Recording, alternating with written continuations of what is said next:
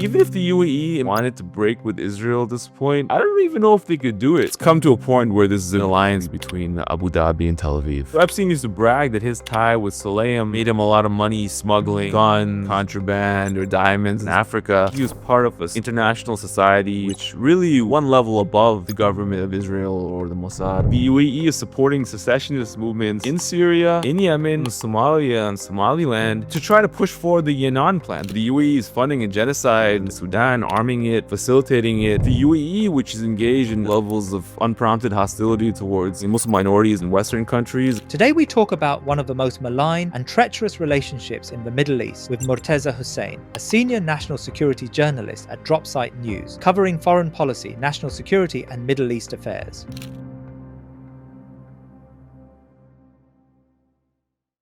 Today I want to fit together what looks to be a concretized alliance in the Middle East between the UAE and Israel. That seems to have been causing reverberations in the entire region and beyond. I'm joined by investigative journalist from Dropsite News, Murtaza Hussain. Murtaza, assalamu alaikum wa rahmatullah, and welcome to The Thinking Muslim. Yeah, welcome, Salam. Thanks for having me. Murtaza, it's really a pleasure to have you with us. And I've really been following your work and your Substack for a long time.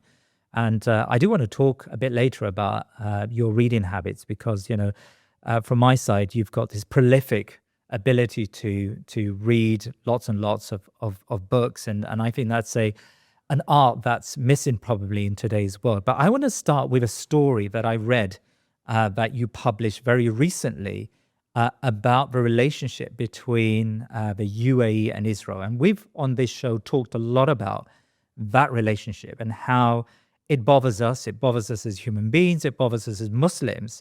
That the UAE is involved in a lot of malign activity, not only across the Middle Eastern region, but of course across Africa as well. And in your story, you talk about a leak of emails between the executives of Elbit Systems, a company that, of course, manufactures weapons of war. So you talk about this leak of emails and the purchase of military equipment that the UAE sought from the Israelis. Just bring us up to speed on what that email dump shows us about the relationship and what really was about. What was the archive revealing to us?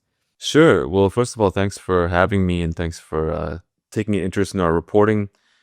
Myself and my colleagues have been covering UAE political activities, lobbying, foreign policy for many years now, particularly because it's becoming an increasingly important part of American elite politics. And that's, you see this in DC, the UAE lobby, you can say, or UAE particular officials are very influential in DC and shaping American foreign policy in their own preferred direction. And that in recent years has come to intersect very, very closely with Israeli interests and the interests of neoconservatives and kind of the pro-Israel far right in the US and even in Europe and other parts of the world as well. So this particular story you mentioned, it's based on a set of leaked documents or leaked emails, I should say, and documents from an executive at an Israeli weapons company called Elbit Systems. Elbit is one of the major Israeli defense companies. It's very involved in manufacturing weapons used during the genocide in Gaza and also in wars in Iran and Lebanon and Syria and elsewhere in the region. So the emails actually are from 2021, right around the time shortly after the signing of the Abraham Accords. And they detail UAE's operational needs and Elbit's offers of advanced drone technology, surveillance equipment, and so forth. And also, attempts to fast track this equipment to the UAE based on their operational needs to fight wars in Yemen and elsewhere in the region. So the emails they were confidential, never intended for public view, but they show many years ago now, more than 5 years ago now, the level of deep integration and military cooperation between Israel and the UAE. And only now we're seeing some of that more come into the light with the deployment of Israeli personnel into the UAE to help fight during the war, the current US-Iran-Israel war. But it's interesting because the documents show that the Israelis were selling the UAE pretty advanced technology and capacities many years ago, like half a decade ago. And not just drones and surveillance, but also talking about selling them offensive weaponry like particular munitions and bombs and so forth that they were seeking. So you only do that if there's a high degree of trust between the two countries, and that trust appeared to have existed some many years ago. There were other countries mentioned in there in those documents, including Qatar and Bahrain, Saudi Arabia, that were receiving some other levels of material support from from Elbit systems, and that was being approved by Israel's export control agency. But the level of trust was not as high as it was with the UAE. So that was a really interesting thing to see in these documents. And my assumption has this that this relationship has blossomed much more in the intervening years. And you even see it now from Emirati officials. They're kind of proud of their relationship with the UAE, sorry, with Israel. And there's been much more documentation publicly of defense cooperation. And I think that it goes far beyond what we even know in these public acknowledgments. And it's come to a point where you can describe it as an alliance basically between Abu Dhabi and Tel Aviv. Many of our viewers would be surprised, even now, even after Sudan and various nefarious activities of the UAE in the region, they'll be surprised to hear you say that there is this concrete relationship between Israel, a purveyor, a state that has conducted genocide for the last 3 years in Gaza, and the UAE. Because ostensibly, of course, we see the UAE to be a conservative Muslim country, or at least that's the perception sometimes that Muslims would have about the country. Just like explain that dilemma so many of our viewers have about that relationship between a state that is openly killing huge numbers of people in Gaza and the UAE, who have, at least historically, been involved in funding scholarly activity across the world. And it was a place where, in particular, Sufi scholars would go and visit. Abdullah bin Bayer comes to mind, who has a place in the Faith Forum in the UAE. Like, how do we square that circle of a government that is meant to be a Muslim government and its relationship with Israel? Yeah, well, the thing to remember with the UAE is that it's not a monolith in terms of its governing system, and certainly among Emirati society, there are different factions and views of different things, and the different emirates themselves. It's an alliance of different emirates, and not all the same emirates seem to have the same view of the subject. But it appears that these policies you're referring to are particularly being driven by Abu Dhabi. It's not clear that Sharjah or Dubai or other Emirates necessarily agree with it, but it's not exactly an open democratic system where people can mention their differences and identify different factions and so forth. It's more of a tribal society where differences and conflicts tend to be handled, if they are handled, behind closed doors and things like that.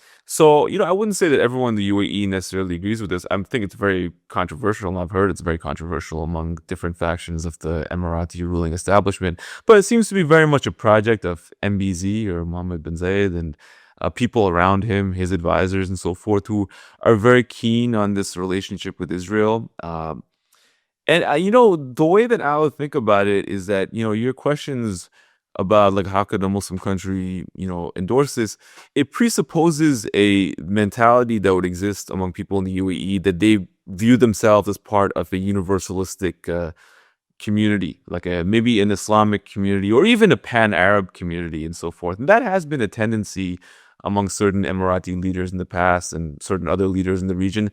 But there's also a countervailing tendency of, it's very powerful, the tribal tendency.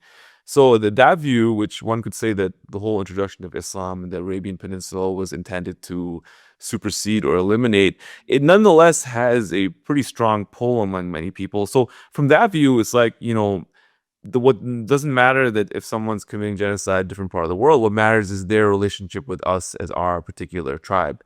And if our tribe is what's important, and if you're in the tribe, that's important. And if Israel's engaging in genocide against people in Gaza or killing people in Lebanon or whatever, that really doesn't have anything to do with us as our tribe. What matters is their relationship with the tribal group. And I think that these policies, they actually are a product of viewing the tribal identity as more important than any of these universalistic identities, Islamic or Arab or anything like that.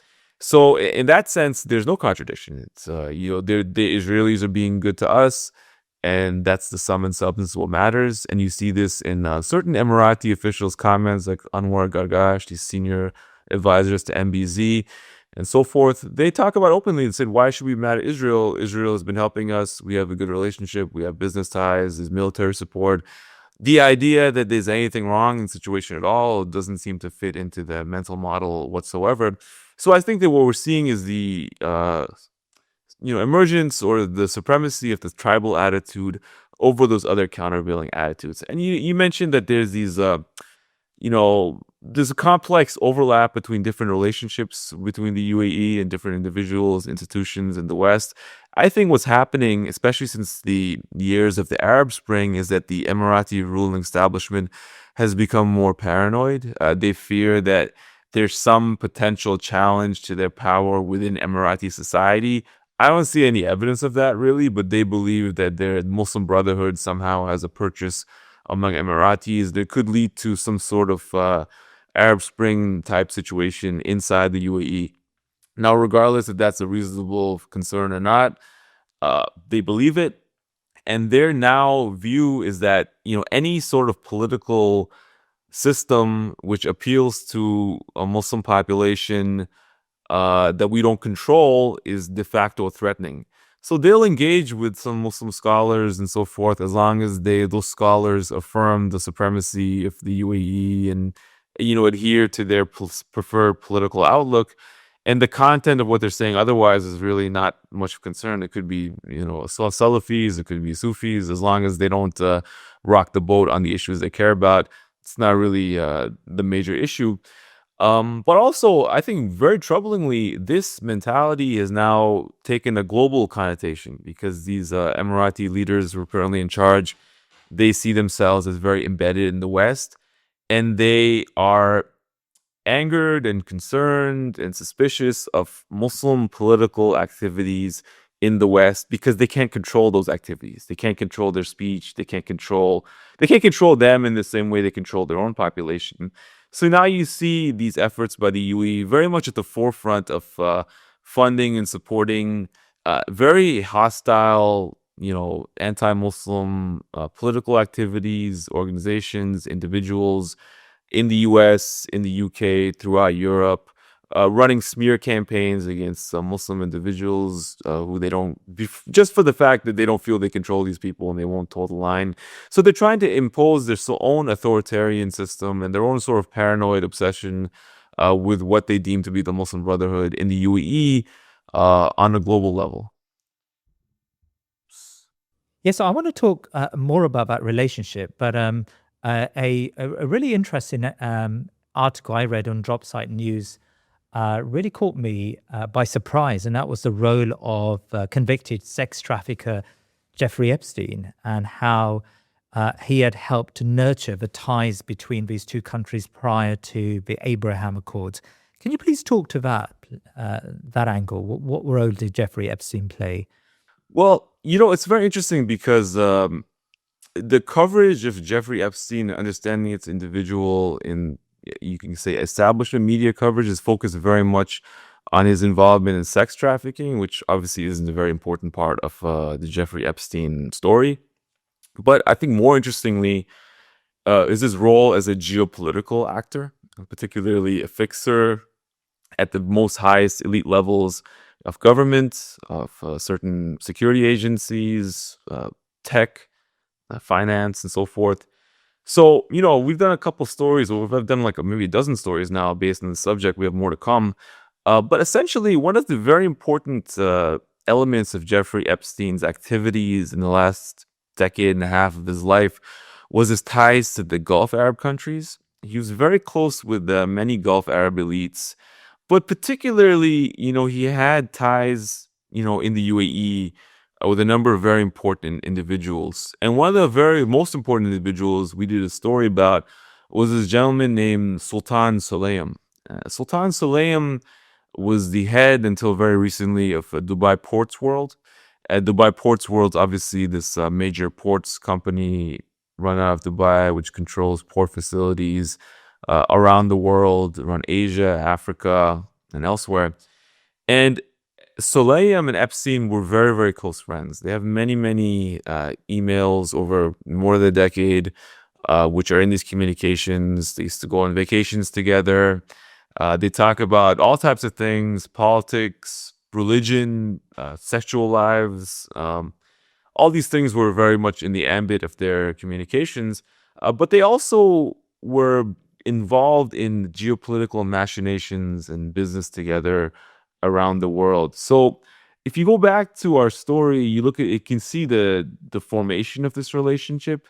It really came in the mid 2000s at a time when the UAE and Dubai were considered to be this foreign, hostile, suspicious Arab country by most people in the United States.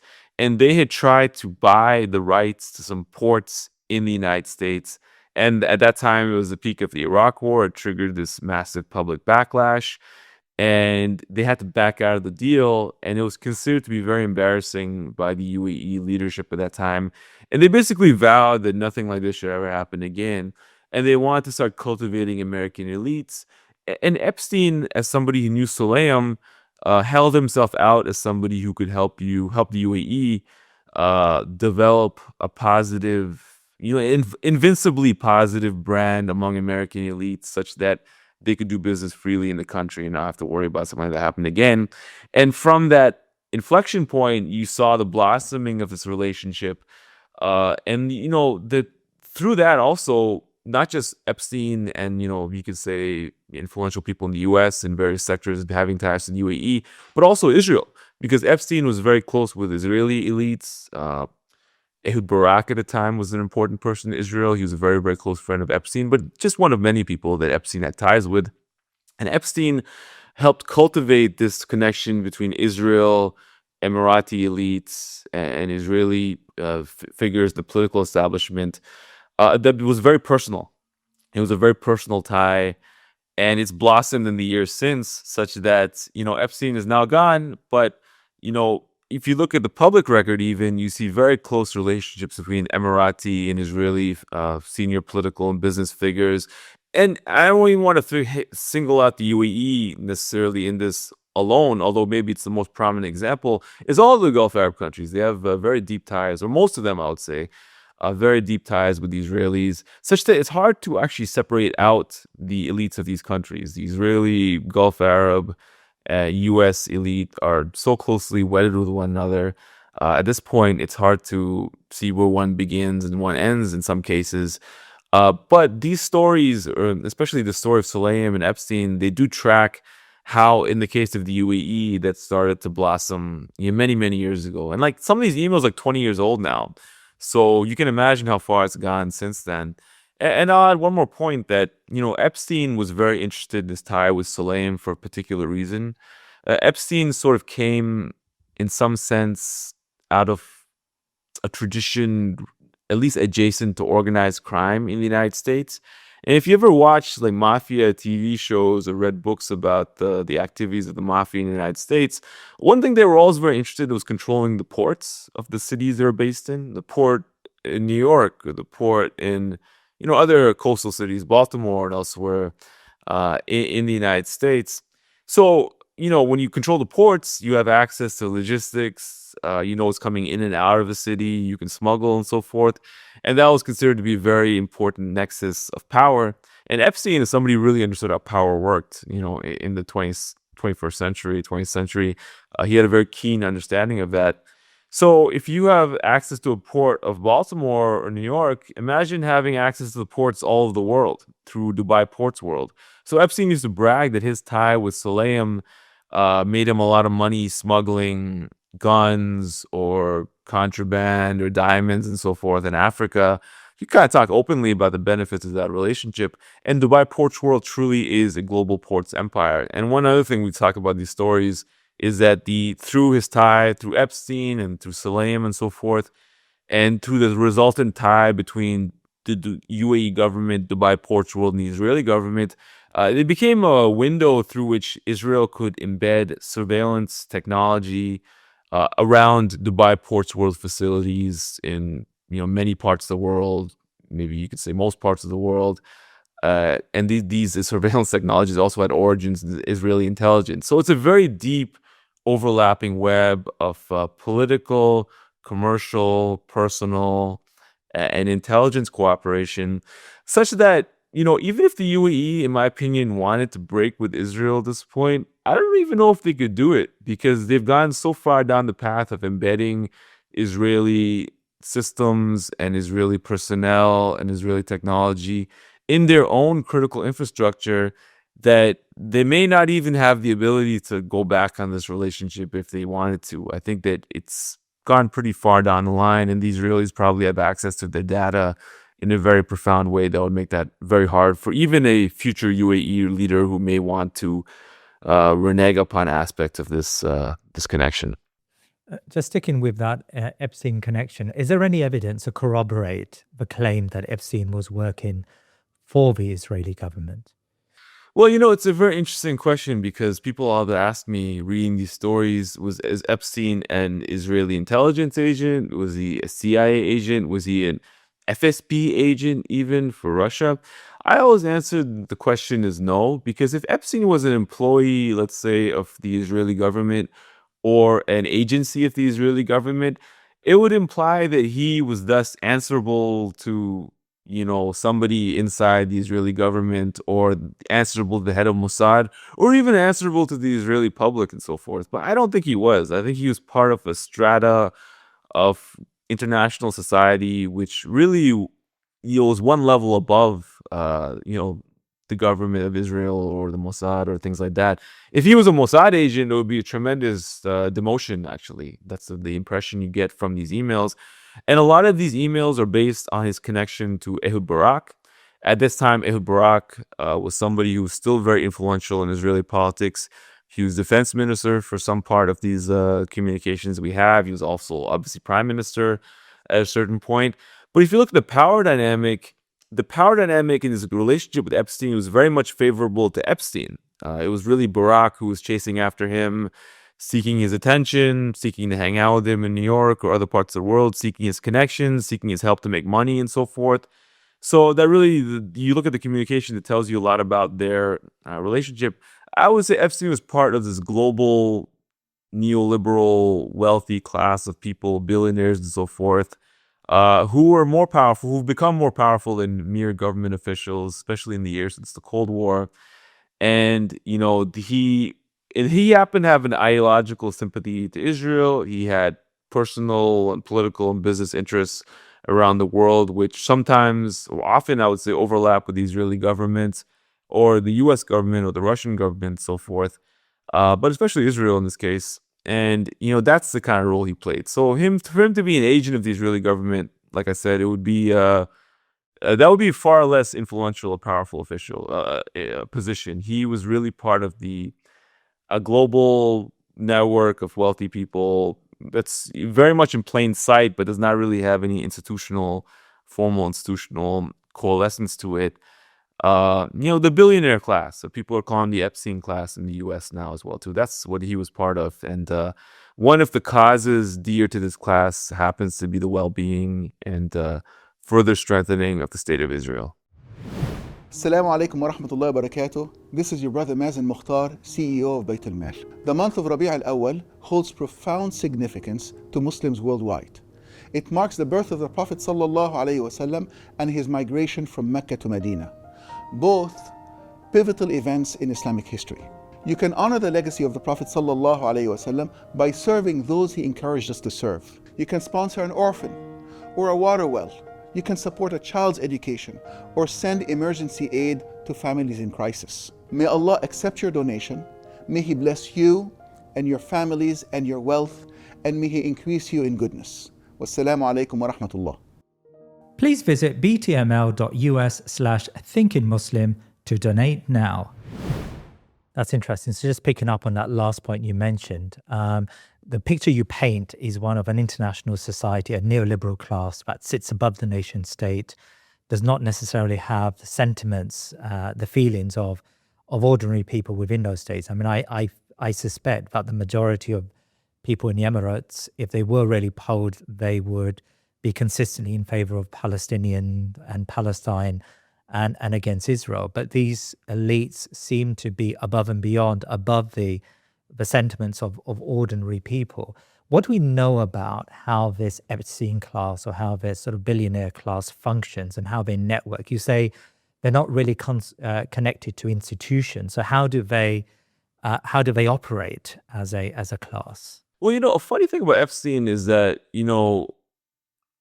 like he died in 2019 and a lot's happened since then. And his whole lifetime spanned sort of a different era of global history with the end of the Cold War and so forth. So, he was really aligned in a way with the center left, and that's kind of, it seems almost incongruent today. And maybe towards the end of his life, it seemed like he was maybe tilting a bit in a different direction. But his web of associations and alliances, it really tracked this broad arc between the Democratic Party in the US, the Labour Party in the UK, and the Labour Party in Israel. He was not really as closely embedded with the Republican Party or the Conservative Party, or even the Likud Party in Israel for the most part, although he did have ties to individuals in all those parties. More of his efforts and attention were focused on, you could call, like, the left, I guess, in these countries. So, if you look at Epstein's personal ties, some of the more infamous ones, like Bill Clinton and Bill Gates and Peter Mandelson and so forth, they were part of this global neoliberal network, which was instantiated in many cases in these non-governmental organizations like the Clinton Foundation, the Gates Foundation. Epstein was very, very embedded in that. And, I wrote about this in my Substack a bit because I tend not to editorialize in the drop site articles. I try to keep it straight to the reporting. But, I wrote a post about this where I kind of mentioned that, after the end of the Cold War, well, I say during the Cold War, when you thought about where power was located, you would think of a government institution and somebody giving you their card and their rank and things like that. But that's really not the case as much anymore. Like, a lot of power is migrated out of government institutions into these networks of capital. And the capital often is organized and deployed through the auspices of these non-government organizations. And Epstein loved funding NGOs. He loved having NGOs that are in his pocket or that work with him closely, because then they became vehicles for achieving political goals that he saw as laudatory in some manner. So he was very close with the Clintons and Gates because they had a lot of money. They had these foundations. He helped with the administration of these foundations, deploying them. The Wexner Foundation is another one he's a top shot caller in.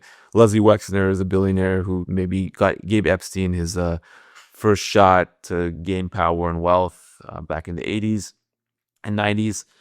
So, they kind of created this alternate global, network of institutions. And most of them at least, are public in a way such that we know about them, but we don't really know how they operate. We can't file a Freedom of Information Act request against the Clinton Foundation, the Gates Foundation, to understand what they're up to, because it's not a, government public organization. So in theory, it's private. You have no right to know about it.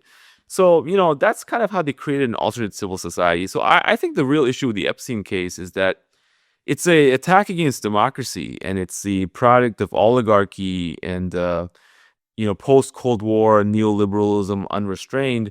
And if you think about it, when you have a situation where there are a group of people who are very wealthy and there's no scrutiny of their activities, eventually, on a long enough time horizon, they're going to engage in more and more, obscene or illegal or immoral acts, because that's kind of the nature of power when unconstrained by democratic oversight or moral or religious constraints as well, too.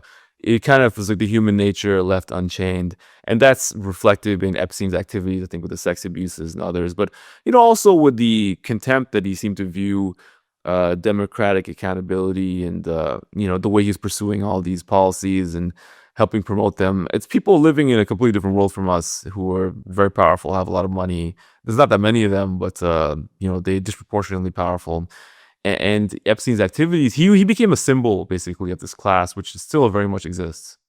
Recently, Ambassador Mike Huckabee announced that there was a thriving trade during the Iran-Israel-US war between the UAE and Israel. I think it was a trade in Iron Dome batteries, as well as Israeli personnel operating within the UAE.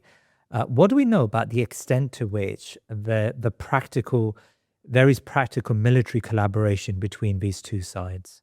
Well, I think that, another thing, the UAE is still a very secretive country, and this file is something that it went to the extent they talk about it. They're very careful and measured, although they're becoming a bit more open about it today. So, there's a tremendous list now of, over the last 5 years or 6 years since the Abraham Accords of defense relationships which have been signed, defense contracts signed between Emirati and Israeli entities. I would suspect that the relationship goes far beyond what they're discussing publicly. And the story we did about the Elbit systems documentation and the emails and correspondence between the UAE and Israel, that's a lot of stuff in there which was never intended to be public, and it went far beyond even at the time what they're talking about, including not just buying in these advanced drones and surveillance capacities, but also, as I mentioned earlier, offensive weaponry like advanced bombs and other munitions. So I would suspect that, there's deep integration now between Israeli military and Emirati military and intelligence establishments. And it's not even just me speculating. The UAE now, they're bragging about it, basically. They seem to be very proud of their relationship with the Israelis. And increasingly, the Abraham Accords has gone from something which maybe initially was described as a pragmatic political relationship to something which has become a core part of official Emirati identity. If you notice, a lot of not just government officials, the way they talk about it with great pride, but a lot of these influencers, state-directed influencers who are aimed at shaping public opinion, they are vociferous in their defense, not just of the relationship, but of Israel itself. They're almost more Israeli than the Israelis in the way they talk about certain regional issues, the way they talk about Palestinian issues or Iran or whatever else it is. And they're defensive of Israel in international fora. They view Israel's enemies domestically in Western countries as their enemies. They're very much into the whole Emirati Hasbara type thing that they've created. So that's indicative of the way that the UAE views this relationship. They view it as a core part of what it is to be, I guess, an Emirati now in 2026. And that's not to say that everyone in the Emirates agrees with this. My personal experience, a lot of Emiratis, as you mentioned, they're very pro-Palestinian, actually. So I do think this is probably a sentiment, at the most, a segment of Emirati society. But it's a segment that happens to be in charge now, and the ones that they're driving policy and foreign policy. And I thought that maybe the genocide at some point would shake this, or at least scale it back to some degree. But I think either it's crossed the point of no return, they can't do that anymore, or, as I mentioned earlier, it's simply not of the way they view the world. If they're viewing it in a tribal perspective, then you don't have the same, as I mentioned, pan-Arab or Islamic or even human sentiment towards the subject.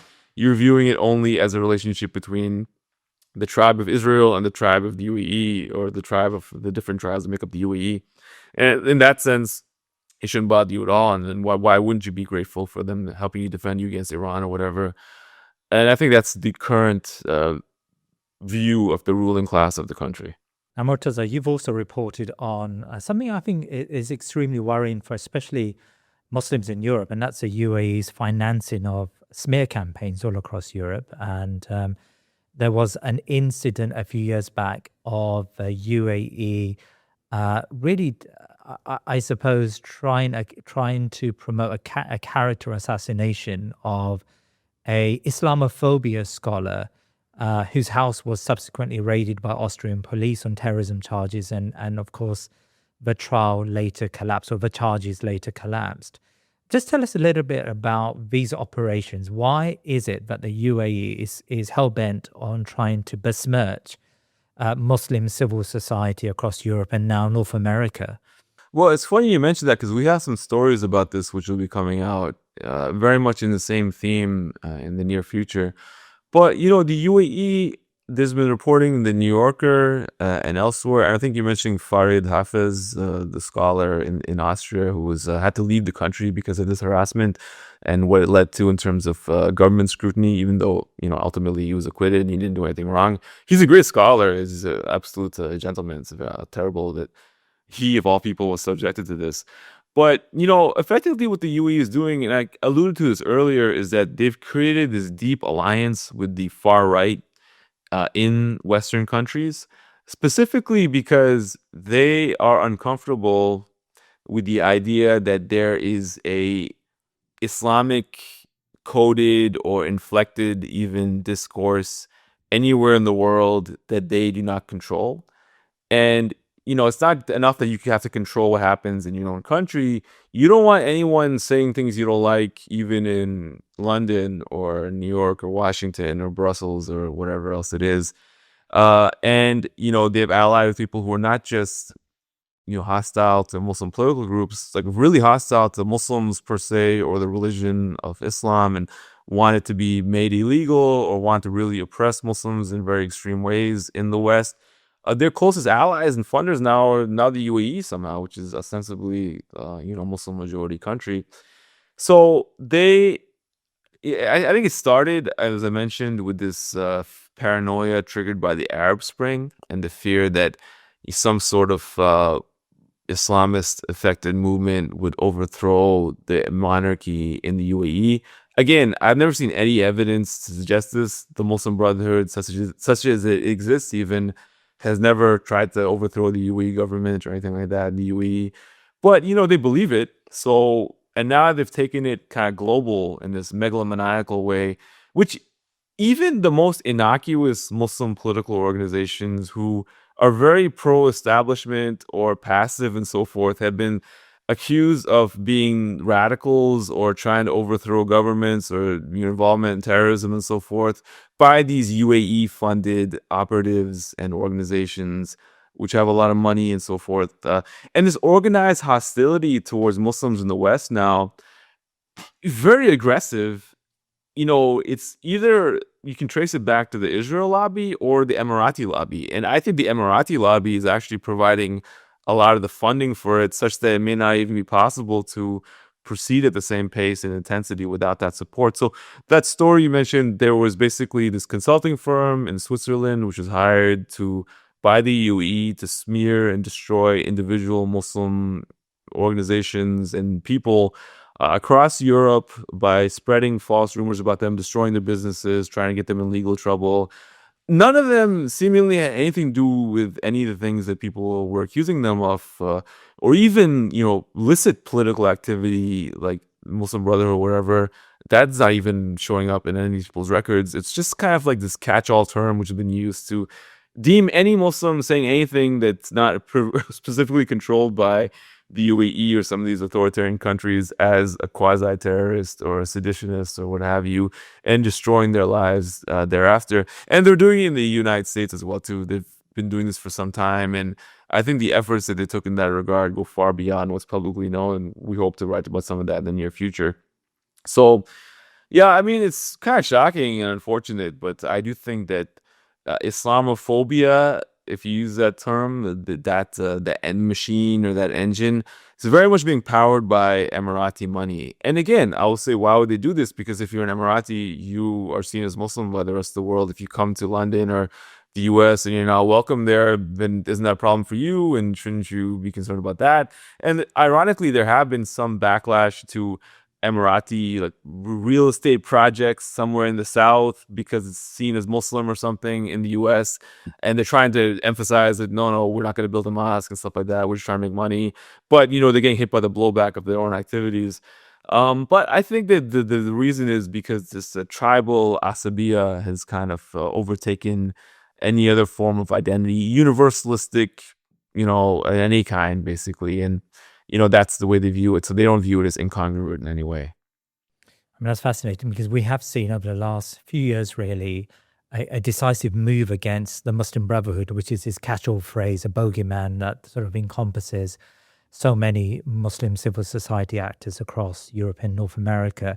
I think you alluded to it there. Greg Abbott, Texas governor, has effectively instituted a state-level designation against the Muslim Brotherhood. Nigel Farage, who's a reform leader here in the UK, has talked about banning the Muslim Brotherhood when if he ever becomes prime minister.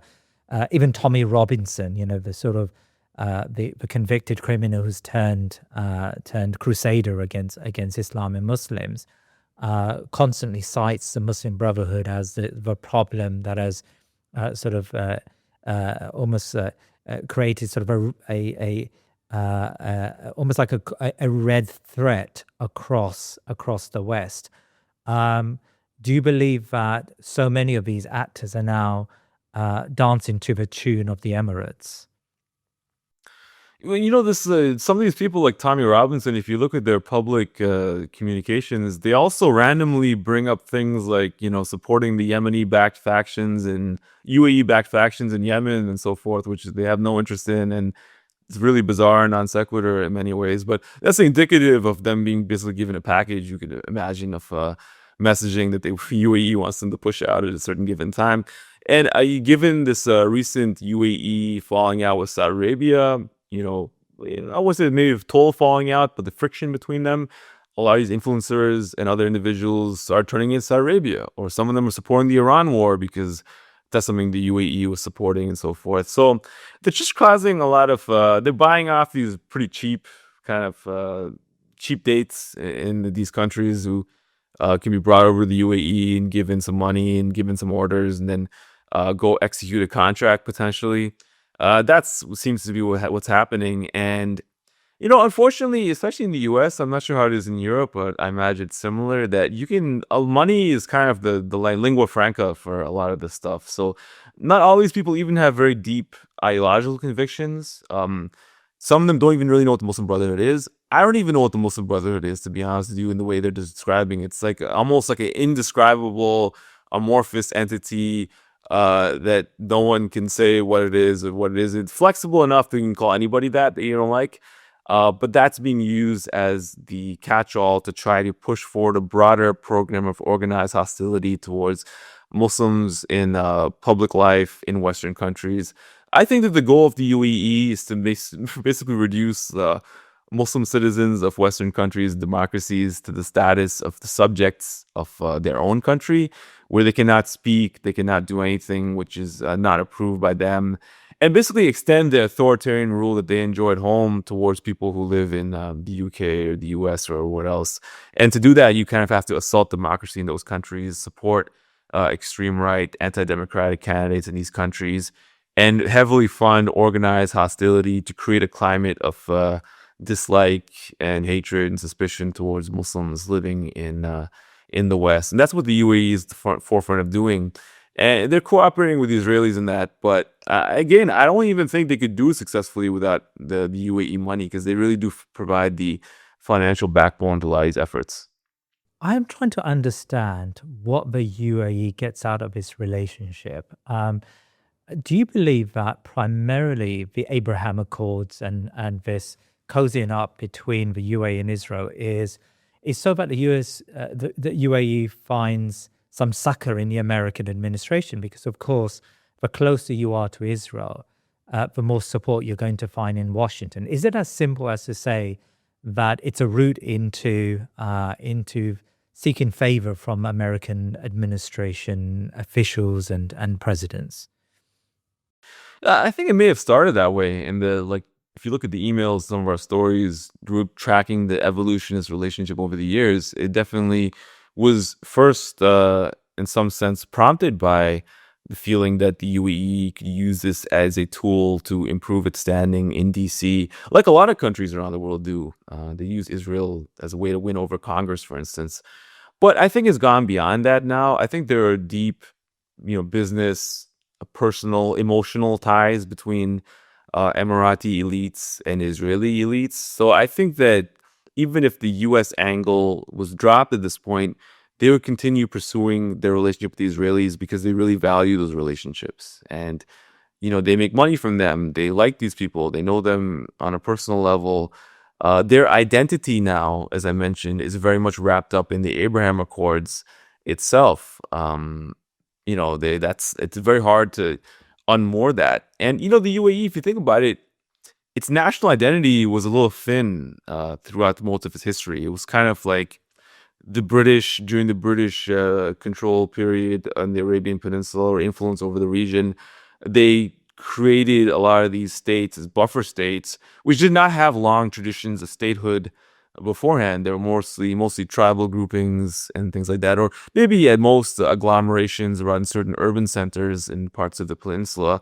But many of them didn't really have a long traditions of statehood or identity, and the UAE is very much an example of that.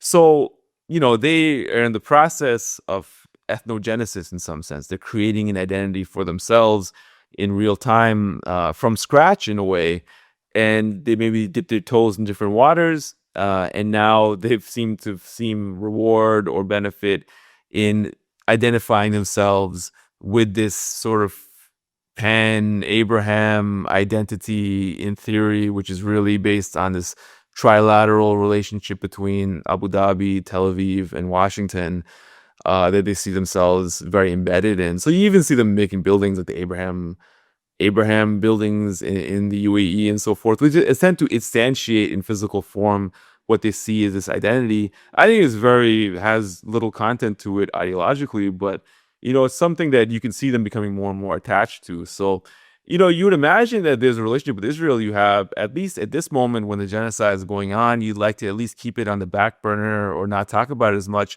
They're doing the opposite. They're bragging about it more than ever. They're speaking about it with great pride. Because I do think that that's becoming a core component of Emirati identity, as Emirati elites like to see it instantiated at the moment, even if not all the population agrees with it. I recently came across I think it was a piece written actually on Dropsite News, but it was about Ed Hussain, who of course comes from these shores. I mean, he made his name talking up the sort of mythical bogeyman of the Islamist a few years back here in the UK. And I know now he's based in the States. And he talked about the Gulf Israel Alliance as a form of Islamic Reformation. Now, this term was picked up personally by Mohammed bin Zayed, who framed his relationship with Israel, the Abraham Accords, within the context of an Islamic Reformation. I mean, why do you think he felt the need to bring sort of an Islamic component to his activities? Well, if you grew up during the era of the war on terror and so forth in a Western country, the Islam was a tremendous focus of public attention and scrutiny during that time. And I would actually say maybe it's less now, even regardless of going on at the moment. It seems to be someone who's grew up in that time. Maybe it's less intense than it was in the 2000s, for instance. But there was also this very misguided talk of Islam needing a reformation or something, not accounting for the fact that Islam doesn't have a centralized religious authority anyways. At least Sunni Islam doesn't have a church or something that you could reform and so forth. In many ways, the groups that they're objecting to, like some of the Salafi jihadist groups, they themselves were the product of a reformation, quote unquote, or a revolt against traditional structures of authority over the last century or so. So, none of it really made any sense, but it was a good branding exercise because, if you could say, I'm going to be the Martin Luther of Islam, as, nonsensical as a statement as that may come across, you could get a lot of consulting gigs, or you can get media attention, you can get a book deal and things like that. So that message has remained very resonant among people of a certain generation in the West. So it's a good branding exercise, I think. So the UAE and people aligned with the UAE who work for them and so forth have talked about that. They want to be recognized as the Islamic counterpart to the Abraham Accords Trinity. They want to be the leading country, not just in the Gulf, but throughout the Muslim world, the one who drives the agenda and controls the political landscape and so forth. Tremendously megalomaniacal ambition if you think about the size of the country and the population density or aggregate and so forth. It's really not a realistic goal, but they think that with the Israeli and American support, they can accomplish that. And they'd like to define what Islam is. Not that they care, I think, about the specific debates or legitimacy or practices of Muslims that per se, but more that they would like to ensure that state mandated Islam around the world is defined in a manner which is comfortable to them and does not threaten their power, first and foremost. And I think that, again, they would like to impose, let's say in the US, UK, a version of a UAE Islam, the most important component of which is that basically you don't get involved in politics. Stay out of it. You can go to Juma or whatever, you can fast and so forth, but don't say anything about corruption or get involved in elite, comment on foreign policy in a way we don't approve of. Any of those things. Basically, you don't have any of the rights of a democratic citizen, which, people who grew up in the West, it's very much part of their own identities, regardless of their religious background, and it includes Muslims. So, it's all meaningless nonsense, but they basically want to have an authoritarian Islam that's their control, and they want to have people in other Western countries who will help act as force multipliers from that. I know you don't watch very much TV, but this really looks like and sounds like a plot from the hit Turkish TV series Ertugrul, the Emiratis, in a way in which they function with, with opponents to the region. It's been worrying the last few years. We've seen the UAE make moves on Somaliland, and there's talk now of establishing a military presence, an Israeli military presence in Somaliland after the Somaliland bizarrely recognized Israel. There's, of course, the UAE has undertaken activities in southern Yemen, which has brought it into conflict with the Saudis very recently. But of course, the UAE has conducted horrific operations by funding militias in Sudan. Just tell us a little bit about this unsavory side of the UAE and how it really finds itself on the wrong side of history in so many countries, especially in Africa. Well, in the 80s, there was a very influential paper published by an Israeli security official named Oded Yinon. And it was based on it was basically prescribing a strategy for Israel's future flourishing in the Middle East, given the political realities that were then pertaining in the region. And at the time, and still today, for the most part, Israel is a small, isolated country.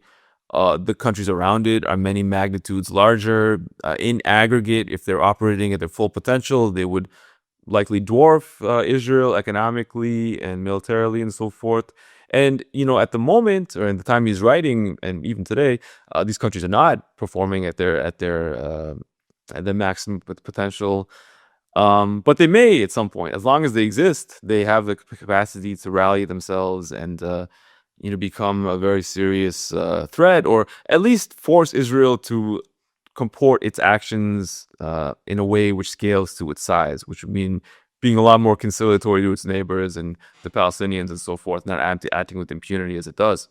So, Oded Yinon wrote that the only way Israel could really survive in the situation in the long term is that the countries around it must break up into ethnic and tribal components, such that we're not the smallest anymore, and instead we're actually just one small entity of many, and maybe we could be the most powerful of this huge patchwork of different ethnic enclaves around the region. So he wanted like all the countries to basically dissolve into ethnic components. Like Syria should break up into however many parts, with the Kurds and Alawis and Druze and wherever else it is, Sunnis and Shias. Iraq should do the same. Everywhere there's a fault line that can be exploited, it should be exploited to break up those countries into smaller components, all Israel size or smaller, ideally. So, for a long time, every country in the regions have always been against this because they understand that's the path of no return if that happens. And even as much as they're against each other in many different ways, they tend to support that principle as a shared interest. That's why even countries that have a lot of rivalries like Turkey and Iran, they're very united, or Iraq, they're very united in not having an independent Kurdish state carved out of any one of them, because they feel that it will cause all their borders to collapse, or a Druze state, or wherever else it is. So, that could be unfair to the Kurds in some cases and so forth. They maybe should have had a state, but that's the result of the status quo that currently exists. And they've tried to find solutions to these problems within the state structure that currently exists, because they don't want to have this Oded plan come to pass. And so everyone's always been against it, except for now, lo and behold, the one country which is in favor of it is the UAE. The UAE is supporting secessionist movements in Syria, in Yemen, and now in Somalia and Somaliland, to try to push forward the Yemen plan. They've broken with this consensus of all the other countries that this shouldn't be allowed to happen. And they're actively putting a lot of money and military support into helping break apart many of these countries on ethnic or tribal lines. So Somaliland is a quasi-autonomous region of Somalia, which during the civil war in Somalia became self-governing, but the Somali government still views it as part of the country. And the rest of the region, the world, if it still views it as part of Somalia. They don't accept the dissolution of the country on what is basically tribal grounds. This is the Ishaq tribe, which predominates in Somaliland. They want to have the country at some point come to a modus vivendi where it reunites under some sort of federal or other authority of the Somali government. But the UAE, Israeli government at the encouragement of the UAE, was the first and only country to recognize Somaliland, because that furthers the plan of Oded Yinon and other Israeli political strategists for the breakup of the region. It's a good first step towards that. The UAE was pushing behind that. The UAE has major base in Somaliland. They're funding the government. They're helping build out their own military facilities, and also Israeli military facilities, which can be used to strike the Houthis or Ansar Allah, and help to project Israeli power in the Red Sea. So they're doing that. They're helping back secessionists in Yemen as well too, on tribal grounds, and also this Druze quasi-state in southern Syria. They're trying to break up Syria. So it's just amazing to me that the one country that was supporting this now is UAE. It goes against the consensus of every country in the region, that favors the status quo. But I guess that shows you the depth of their alignment with the Israelis. They feel that they can benefit from that too, because the UAE is also a small country. So if we break up all these countries over time into ethnic patchworks, maybe the two most influential, powerful countries could be UAE and Israel. And even if it means the defeat of all these other nations and civilizations, as long as the tribe of the UAE predominating in it experiences a relative benefit, then maybe it's to the good. So that's the mentality which seems to be animating their support for these very, very provocative and egregious policies, which are now attempting to be put in place around the region. Murtaza, as we close today's conversation, I want to ask you about our responsibility. And of course, so many of our communities, so many Muslims, so many conscientious people, they recognize now the sort of the malignant nature of the UAE and what it's doing across the region and across Africa. Yet, personally, there is still a relationship we have with this country. I mean, there have been calls to boycott the UAE, at least not to holiday in the UAE, or to use it as an offshore haven, or to limit trade with the UAE. And I mean, where do you stand on all of that? Like, what is our responsibility towards the Sudanese, towards the Yemenis, towards those who have been at the fore of facing the UAE and its militias, of the Palestinians, who have been undermined by the UN, and the countless people across Europe and America who fall under, who are maligned by the right wing because the UAE starts a whispering campaign against them. Like, how should we personally respond to this pretty malignant actor in the region? Well, it's funny because I understand what you're saying, but I remember talking to somebody about this, and the subject came up at one point, and somebody said, like, how can you vacation in this country or live in this country knowing that they're doing X, Y, and Z? And they reply, well, you live in the United States and you pay taxes to fund genocide and so forth. That's kind of a good point, to be honest with you. But, so it's hard to judge people on an individual basis in some sense, because, to the credit of the UAE, and this is different from the later foreign policy trajectory of the country in more recent years. It has provided a place where a lot of people have had the ability to flourish in a region that has suffering tremendous upheavals and chaos. It's kind of like a lot of people have made lives for themselves there and careers and so forth. And no one is disputing that or acting like that's all false, or even that that's all canceled out by what we're seeing today, which I think me and you agree is extremely alarming and egregious, especially the trajectory that it suggests. So I try to be cognizant of that and to say that I understand that life is complicated a little bit, but I do think that given what's happening right now in the world and the way things are escalating, especially, we didn't talk about Sudan, but basically the UAE is funding a genocide of tremendous proportions in Sudan, arming it, facilitating it. It's really the prime driver of this unbelievably catastrophic genocidal situation in that country. And this is one of many examples, and all the other things we talked about in this episode as well too. I do think it's incumbent to put political pressure where possible, especially international fora, upon the Emirati government to send a message to the establishment there that this is being noticed and there could be consequences for it, especially in the West, where they really value their relationships and value their investments and so forth. There should be some sort of stigma associated until these policies change, and unless they change, with having associations with the Emirati government or investments and so forth. It should be viewed with suspicion. I think if people tend to react very instantly and understand the connotations when there's an Israeli government connotation or funding to some sort of project or some relationship in the West. The same thing should be extended to the UAE, in my opinion, because there's really increasingly negligible difference between the two countries. And in some ways, the Emiratis are even more aggressive in some parts of the world. So I think that scrutiny and protest and legal measures, especially against Emirati officials involved in many of these policies, should be pursued. They should be taken very seriously. And I don't think that we need to write off the country, the Emirates, or everyone who lives there, or we should acknowledge that there are differences within the UAE and maybe try to support those people who don't agree with these policies, which I think are quite numerous in number, and especially the different Emirates who don't agree with it.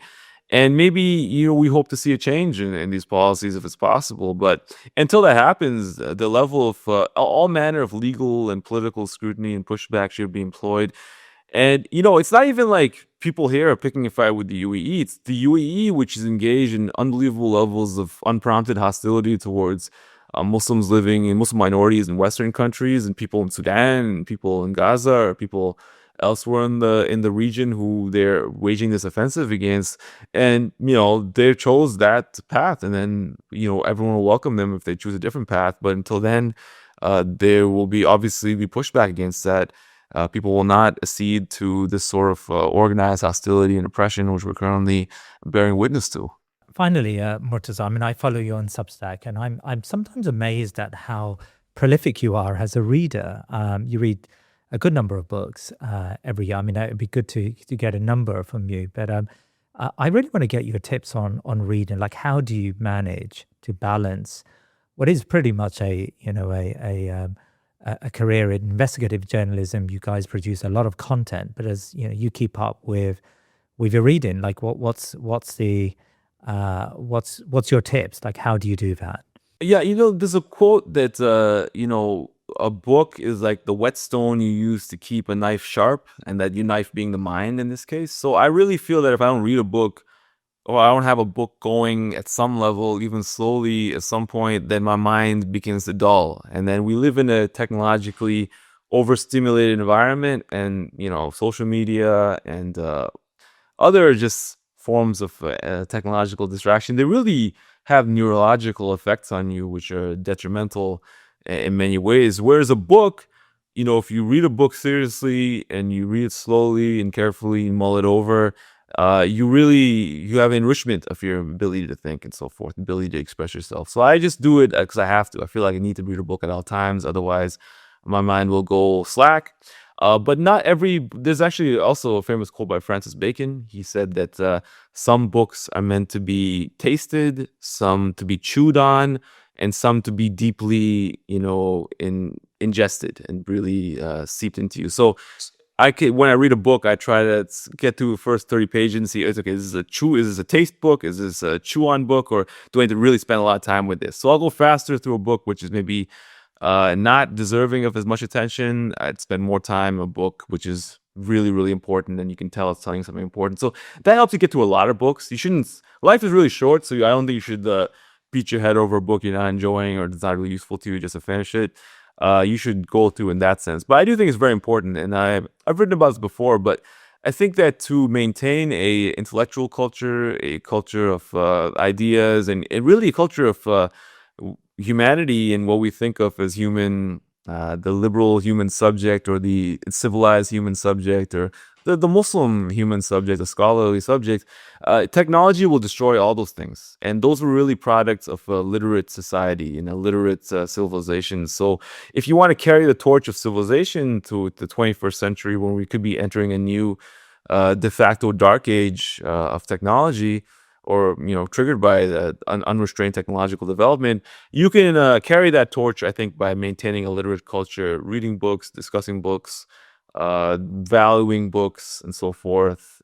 These are like a time capsules for a different world. So I really encourage people to do that. I wrote an essay about this for a magazine in the UK, but yeah, I think that it's something which is it's very important. It's Kasurian magazine was the one. It's a Muslim centered magazine, but it was about reading generally. But yeah, and I think that if you think about a Muslim perspective too, like the Quran is given in a book, so it tells you to read as well too, and it inculcates the importance of studying history and nature and things like this.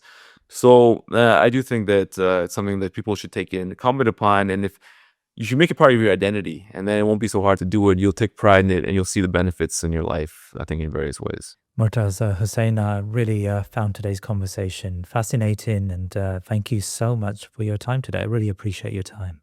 My pleasure. Thanks for having me. Assalamu alaikum. Now you've reached the end of this show, and the fact that you've stayed until the very end tells me that you truly believe in our work.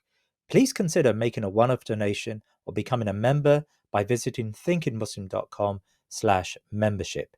Now your contributions give you exclusive behind-the-scenes access and the ability to ask questions to our guests, and monthly calls with myself, my team, and our guests like Sami Hamdi. Jazakallah khair, and keep us in your du'as.